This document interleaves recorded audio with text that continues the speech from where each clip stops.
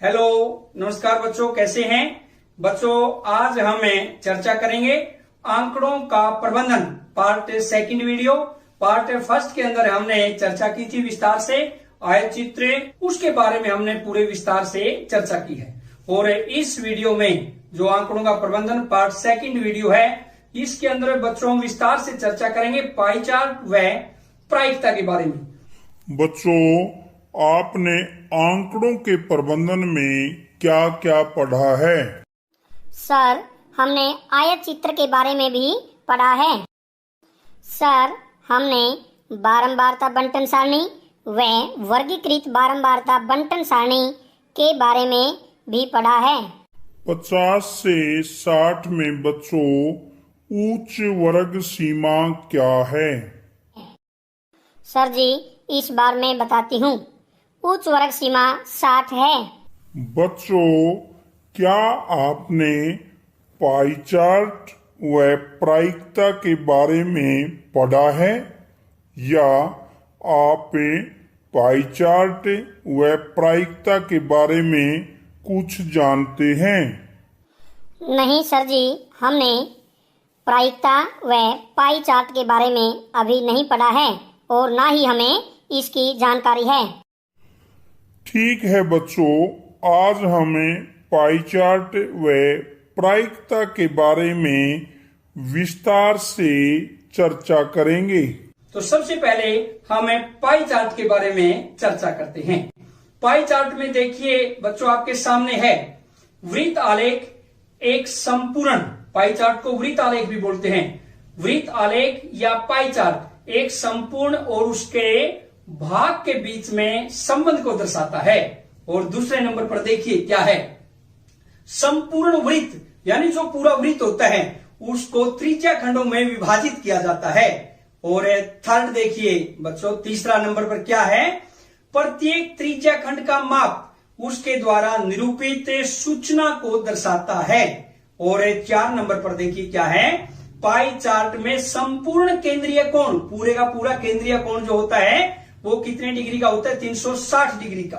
और 5वें नंबर पर देखिए क्या है, अगर हमने किसी का भी केंद्रीय कोण निकालना है, कोई मद है, कोई वस्तु है, उसका केंद्रीय कोण निकालेंगे, वस्तु का स्वयं का भाग और बटा में कुल भागों का योग और गुणा में 360 डिग्री। इस प्रकार से हमें उस वस्तु का क्या निकाल सकते हैं, केंद्रीय कोण। और अब आपके सामने देखिए क्या है, पाई चार्ट आप देख रहे हैं सामने, और मद दी हुई है सारी की सारी, A B C D E, ऐसे मद दी हुई है, अलग अलग कलर है मदों के। और एक केंद्र पर कोण दिए हुए हैं, देखिए ध्यान से, 55 डिग्री, 90 डिग्री, 70 डिग्री और 45 डिग्री, 100 डिग्री। ऐसे कुल मिलाकर केंद्रीय कोण जो है वो संपूर्ण कितना हो जाता है, 360 डिग्री का यहाँ पर संपूर्ण केंद्रीय कोण है पाई चार्ट में। अब बच्चों हम एक पाई चार्ट देखते हैं कि कैसे बनता है, इसकी रचना कैसे होती है। बच्चों, हमारे सामने एक सारणी दी हुई है। यह सारणी व्यक्तियों के एक समूह द्वारा पसंद किए जाने वाले रंगों को दर्शाती है। इन आंकड़ों को एक पाई चार्ट द्वारा प्रदर्शित कीजिए। हमने आंकड़े जो हमारे सामने है इनसे एक पाई चार्ट बनाना है। जैसे रंग दिए हुए हैं, नीला, हरा, लाल, पीला, संख्या 18, 9, 6, 3 व्यक्तियों की संख्या ये, और योग यानी टोटल इनका 36, यानी कुल व्यक्तियों की संख्या 36 दी हुई है। अब सबसे पहले हम केंद्रीय कोण निकालेंगे एक पाई चार्ट बनाने के लिए। सबसे पहले नीले रंग का हम केंद्रीय कोण ज्ञात करते हैं।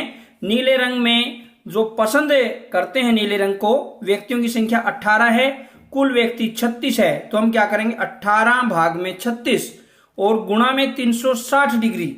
यहां से जब हमें 36 को 360 से काटेंगे, 10 पर 36 धाया 360, 10 और 18 180 डिग्री। ऐसे ही हमें हरे रंग का भी केंद्रीय कोण ज्ञात करेंगे।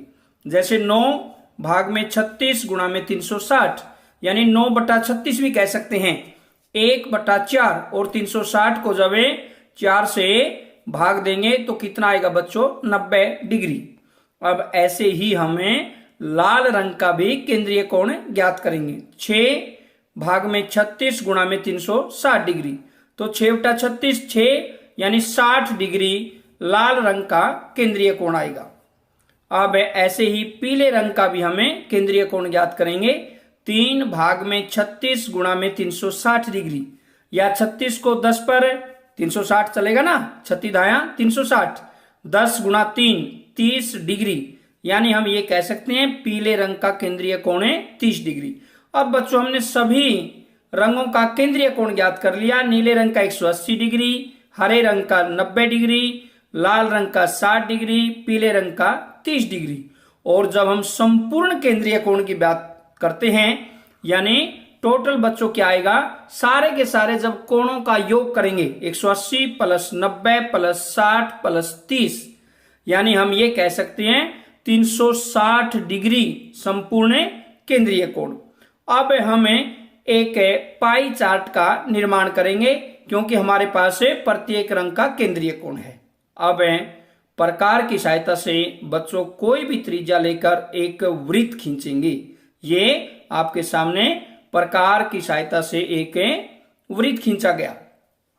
अब पैमाने की सहायता से, यानी पैमाना लेकर वृत्त के केंद्र व वृत्त की परिधि के किसी भी बिंदु को मिलाते हैं, और ये वृत्त की बच्चों त्रिज्या भी होती है। तो हमने वृत्त के केंद्र को वृत्त की परिधि से मिलाया गया। इस प्रकार से पैमाने की सहायता से हमने ये वृत्त की एक कह सकते हैं त्रिज्या खींची। फिर बच्चों हम डी लेंगे, या चांदे की सहायता से 180 डिग्री, क्योंकि आपके सामने नीला जो रंग है वो 180 डिग्री केंद्रीय कोण को प्रदर्शित करता है। और डी की सहायता से हमने पॉइंट लगाया, एक बिंदु लगाया पेंसिल की सहायता से, यानी 180 डिग्री के सामने। तो पैमाने की सहायता से जो केंद्र है और जहां पर हमने उस पॉइंट को लगाया था, डी की सहायता से 180 डिग्री वाले पॉइंट को, उसको केंद्र से जब मिलाते हैं पैमाने की सहायता से, और वृत्त की परिधि व केंद्र से पेंसिल की सहायता से हम एक रेखाखंड खींचते हैं।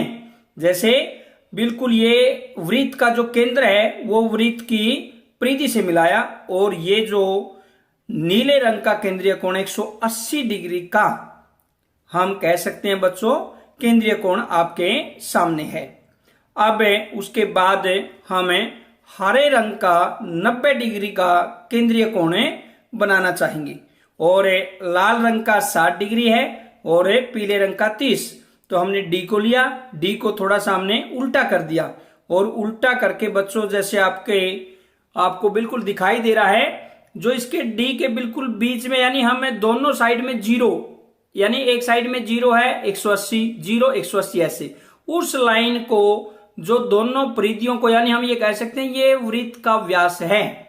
ऐसे करके जब 90 डिग्री का बनाते हैं, डी पर ये 90 डिग्री के सामने हमने निशान लगाया। अब 30 डिग्री आपके सामने पेंसिल आपको दिखाई दे रही है, यहाँ पर जो डी है, डी पर 30 डिग्री के सामने हमने निशान लगाया, और अपने आप ही बच्चों यहाँ पर एक 60 डिग्री का बीच में बच जाता है। यानी 30 और 90 पर लगाया तो बीच में कितने डिग्री का बच जाता है, 60 डिग्री।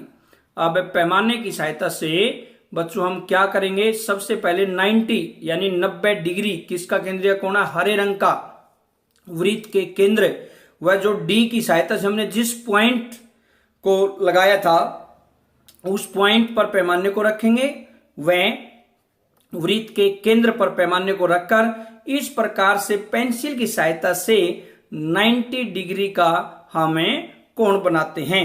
और पैमाने को बिल्कुल इस प्रकार से रखेंगे कि वो केंद्रीय कोण जो हमें 90 डिग्री का बनाना चाहते हैं, वो वृत्त के केंद्र वह जो डी की सहायता से 90 डिग्री वाला पॉइंट आपको दिखाई दे रहा है, बिल्कुल इसको टच करे, पैमाने को स्पर्श करे, और अब पेंसिल की सहायता से 90 डिग्री का कोण बन जाता है। और उसके बाद बच्चों हमने लाल रंग का 60 डिग्री है और पीले रंग का कितने डिग्री का है, 30 डिग्री का। अब पैमाने को हम लेंगे, हमने 30 डिग्री पर भी ये आपको निशान दिखाई दे रहा है, यहां पर लगाया गया है।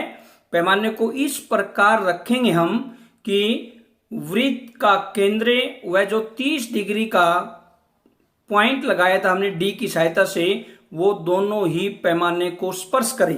अगर टच नहीं करते, स्पर्श नहीं करते, हम पैमाने को इस प्रकार से सेटल करते हैं कि वो बिल्कुल ऐसे स्पर्श करे वृत्त के जो केंद्र बिंदु है, सेंटर पॉइंट है, और जो डी की सहायता से लगाया। इस प्रकार से हमने 30 डिग्री का कोण बनाया।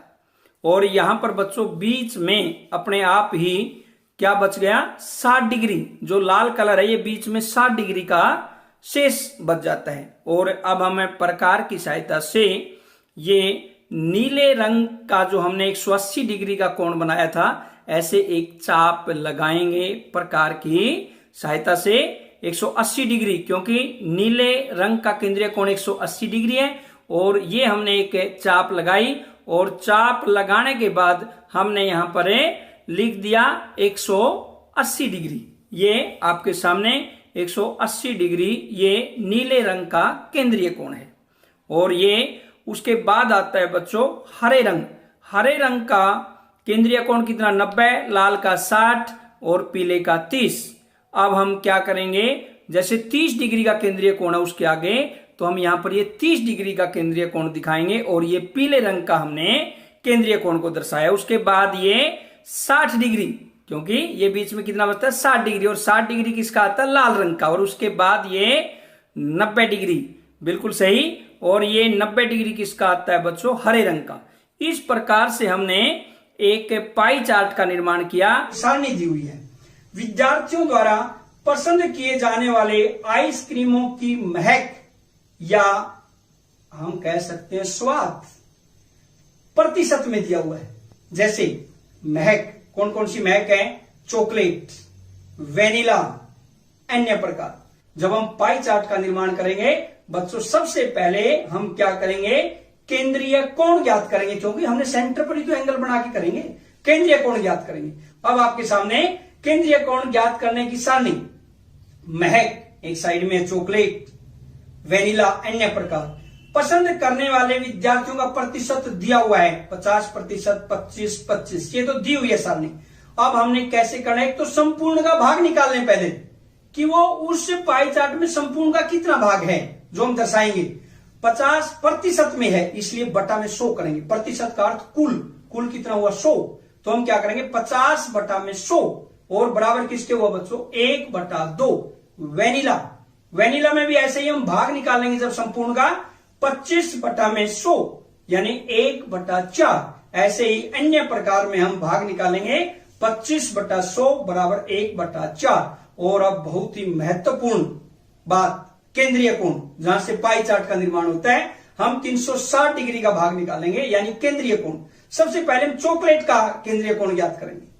कैसे, 360 डिग्री का 1/2, क्योंकि जो पार्ट है आपके सामने दिखाई दे रहा है 1/2 भाग है, तो संपूर्ण कोण कितने डिग्री का होता है 360 डिग्री का। तो 360 डिग्री का 1/2 कितना हुआ 180 डिग्री। ऐसे ही वेनिला, वेनिला में भी 360 डिग्री का कितना भाग है इसका, आपके सामने 1/4। 360 डिग्री का 1/4 बराबर कितने डिग्री हुआ 90 डिग्री। और ऐसे ही बच्चों अन्य प्रकार, अन्य प्रकार में क्या है 360 डिग्री का 1/4 करेंगे तो क्या आएगा 90 डिग्री। इस प्रकार से हमने केंद्रीय कोण को ज्ञात कर दिया। और अब आपके सामने पाई चार्ट है, जैसे पाई चार्ट दर्शाया गया है, इसमें केंद्रीय कोण जैसे 180 डिग्री चॉकलेट है, चॉकलेट को दिखा रहा है 180 डिग्री, ये नीला कलर जो आपको दिखाई दे रहा है 180 डिग्री। ऐसे ही जब हम वेनिला की बात करते हैं 90 डिग्री। और इस पाई चार्ट के नीचे देखिए आप, पाई चार्ट के नीचे कलर दिखाई दे रहे हैं आपको, हाँ ये नीचे कलर है, चॉकलेट कलर ऐसे 180 डिग्री में है, और ऐसे ही vanilla, vanilla colour 90 degree pie chart में जो दर्शाया गया है, और अन्य प्रकार भी 90 डिग्री है, 90 डिग्री है, उसको हमने पाई चार्ट में दर्शा दिया। इस प्रकार से हमने एक पाई चार्ट का निर्माण किया। और बच्चों अब हम बहुत ही इंटरेस्टिंग टॉपिक पर चर्चा करेंगे, प्रायिकता क्या होती है। प्रायिकता के बाद ताश की गड्डी, आपने ताश को देखा होगा, बड़े अच्छे से देखा है। ये ताश की गड्डी है आपके सामने, ऐसे अलग अलग प्रकार के ये ताश हैं, जैसे ये आपको दिखाई दे रही है। एक ताश की गड्डी में 52 ताश के पत्ते होते हैं। कितने पत्ते होते हैं? 52। और इसमें बच्चों आपको दिखाई दे रहे हैं आपके सामने 4 कलर होते हैं, हुक्म, ईंट, पान, चिड़ी। ये नीचे आपको जो दिखाई दे रहे हैं 4 कलर है। और इन चारों कलर में जो आपको दिखाई दे रहे हैं 52 पत्ते हैं कुल ताश की गड्डी में। इसको हम यदि अच्छी प्रकार से ताश की गड्डी को फेंटते हैं, ताश की गड्डी को अच्छी प्रकार से फेंटते हैं, ऐसे मान लीजिए ऐसे फेंट दिया हमने, ये फेंट के हमने पत्ता निकाला, मान लीजिए क्या निकलता देखते हैं, यस, हुक्म का बादशाह। तो हुक्म का बादशाह आने की प्रायिकता क्या है ये निकालनी है। ताश की गड्डी में कुल पत्तों की संख्या कितनी है? 52। और हुक्म का बादशाह इन 52 पत्तों में कितने हुक्म के बाद से? 1, यानी अनुकूल परिणाम कितना हुआ? 1।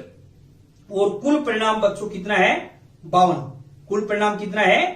52। तो हमें प्रायिकता हुक्म का बादशाह की कैसे निकालेंगे? 1/52। अब दोबारा से, ये तो हमने ऊपर से लिया था ताश का पत्ता, ऐसे दोबारा से हमने गड्डी को फिर से फेंट दिया। और फेंटने के बाद अब हम नीचे से कोई पत्ता निकाल के देखते हैं ताश का पत्ता, जैसे ये पान की बेगम। और ये पान की बेगम की प्रायिकता हमने ज्ञात करनी है। बिल्कुल वही तरीका, पान की बेगम की जब हम प्रायिकता ज्ञात करेंगे, अनुकूल परिणाम बटा में कुल परिणाम। और अनुकूल परिणाम इस 52 ताश के पत्तों में कितने पान की बेगम है? 1।